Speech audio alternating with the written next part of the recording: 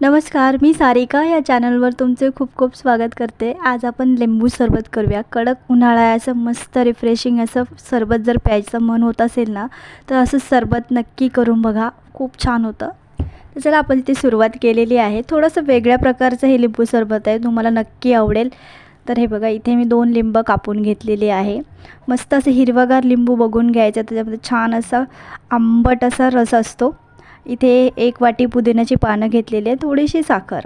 आता पुदिना स्वच्छ धुवून घेतलेला आहे मी आणि या मिक्सरच्या भांड्यामध्ये घालते बघा। थोडीशी साखर जी मी तुम्हाला दाखवली ती सुद्धा मिक्सरच्या भांड्यात घालायची आणि थोडंसं मीठ। नंतर जास्त वेळ मिक्स करायला लागू नये, त्याच्यामुळे पुदिना वाटतोय तिथेच आपण ते साखर आणि मीठ घालून घेतलं। ते बघा थोडासा फेस आलेला आहे, पण हिरवगार आहे। थोडासा वेळ जाईल, पण तुमचा लिंबू सरबत इतका मस्त होईल ना।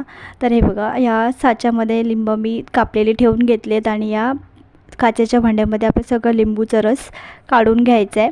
आता थोडंसं पिळल्यानंतर त्याच्यामध्ये बराचसा असा रस ना त्या लिंबामध्ये असतो।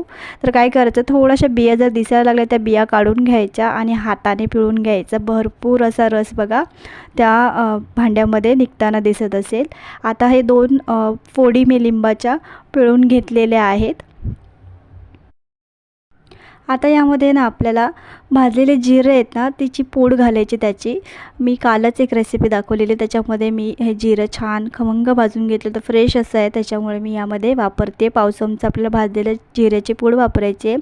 थोडीशी पुदिन्याची पानं आहेत, ती फक्त आपल्याला गार्निशिंगच्या पर्पजने मी यूज करते।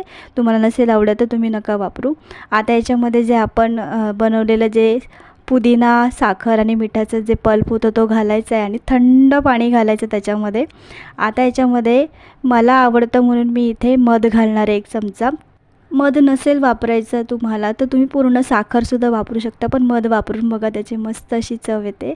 मस्त असं पुदिना आणि लिंबूचं सरबत तयार आहे। तुम्हाला रेसिपी आवडली असेल लाईक करा, चॅनल सबस्क्राईब करा। धन्यवाद।